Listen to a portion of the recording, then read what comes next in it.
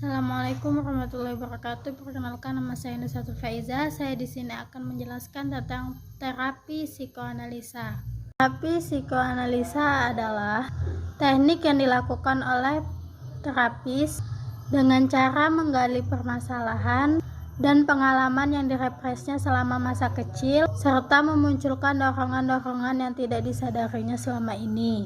Teknik ini menekankan menggali informasi, permasalahan, dan menganalisis setiap kata-kata yang diungkapkan oleh klien. Konsep dasar teori psikoanalisa tentang kepribadian. Yang pertama, kesadaran. Menurut Sigmund Freud mengemukakan kehidupan jiwa memiliki 3 tingkat. Yang pertama, kesadaran. Tingkat kesadaran berisi semua hal yang kita cermati pada saat tertentu. Isi daerah sadar itu merupakan basil proses yang diatur oleh stimulus. Selanjutnya, prasadar. Disebut juga ingatan siap, available memory, yaitu tingkat kesadaran menjadi jembatan antara sadar dan tidak sadar. Selanjutnya, tidak sadar adalah bagian dalam dari struktur kesadaran. Ketidaksadaran itu berisi insting, impuls, dan drive yang dibawa dari lahir, dan pengalaman traumatik yang ditekan oleh kesadaran dipindah ke daerah tak sadar. Yang kedua yaitu struktur kepribadian. Sigmund Freud mengemukakan 3 struktur spesifik kepribadian. Yang pertama, ID. ID merupakan bagian dari komponen yang asli dibawa sejak lahir. Contohnya, bayi yang kelaparan, ia akan menangis. Yang kedua, ego.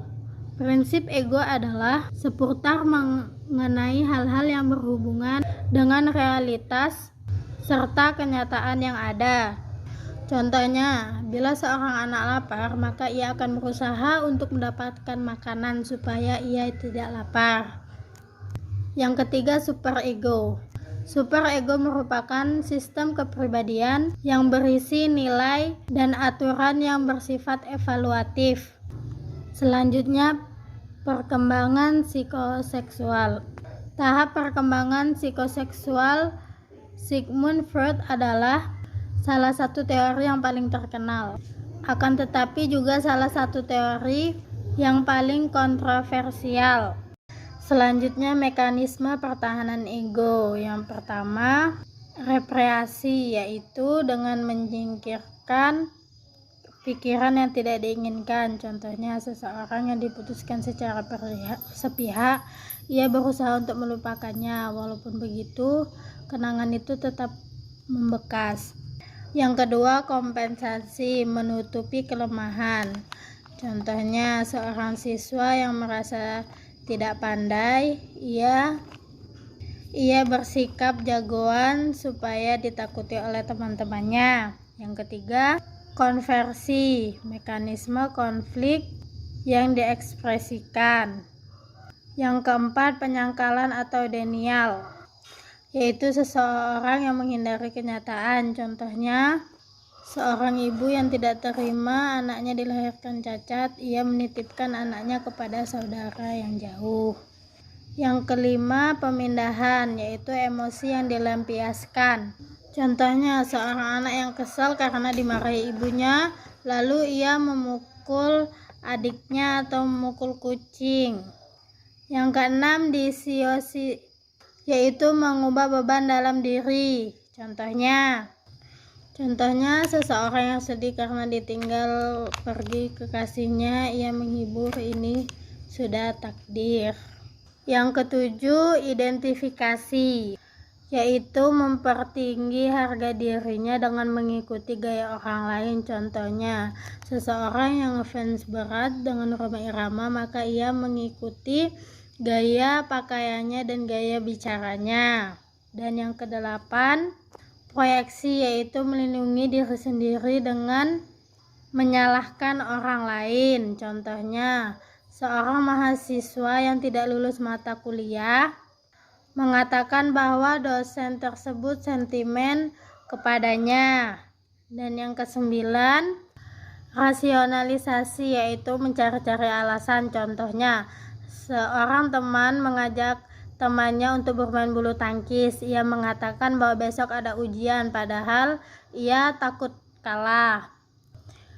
Yang 10, pembentukan reaksi, yaitu proses mengambil objek ke dalam agar tidak mengikuti keinginannya yang jelek dan mengambil sikap sebaliknya. Contohnya, seorang mahasiswa yang bersikap sangat sopan terhadap dosen yang tidak disukainya.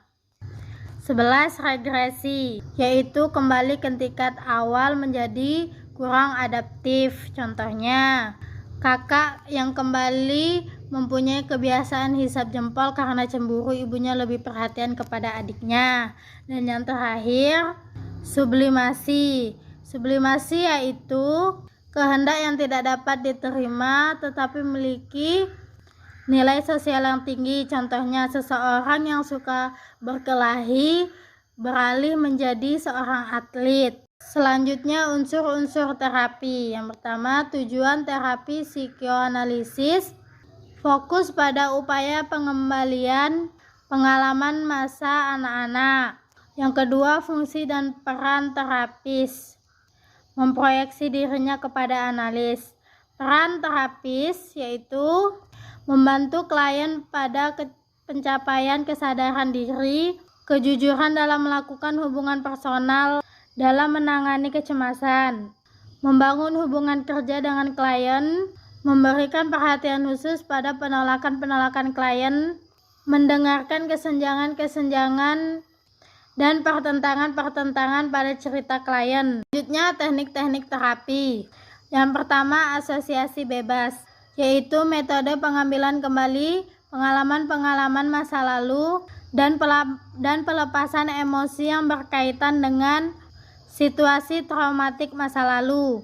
Yang kedua, penafsiran, yaitu prosedur dasar dalam menganalisis asosiasi-asosiasi bebas, mimpi, resistensi, dan transferensi. Yang ketiga, analis mimpi, yaitu prosedur penting untuk menyingkap bahan yang tidak disadari dan memberikan pemahaman kepada klien. Yang keempat, analis dan penafsiran resistensi, yang melawan kelangsungan terapi dan mencegah klien mengemukakan bahan yang tidak disadari. Dan yang terakhir, analis dan penafsiran transferensi, yaitu teknik utama dalam psikoanalisis, sebab mendorong klien untuk menghidupkan kembali masa lalu dalam terapi. Mungkin itu yang bisa saya jelaskan, kurang lebihnya saya mohon maaf, kepada Allah saya mohon ampun. Wabillahi taufiq wal hidayah. Wassalamualaikum warahmatullahi wabarakatuh.